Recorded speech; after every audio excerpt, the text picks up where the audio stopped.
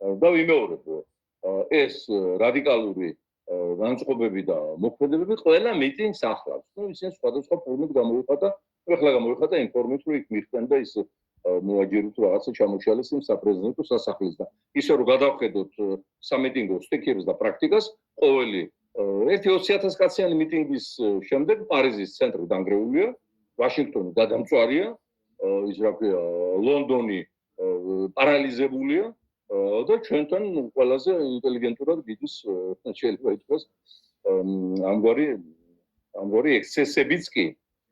დიახ, ასე რომ მე მინდოდა ხაზი გამესვა ამ მნიშვნელოვანი მოვლენისათვის, რომელმაც პირველი ჩაშალა ეგრეთ წოდებული ადგილობრივი არჩევნების სახით შეთქმულება ხალხის წინააღმდეგ და ის აღიარებული არ იქნება მსოფლიოს მიერ და რეჟიმი კიდევ ერთხელ გააკოტრა და ჩააგდო ლაფში და თლაფოში და მეორე დააჩქარა სასანქციო ბოლის შეყვანა ვირთხის სოროში, მელიაც არა.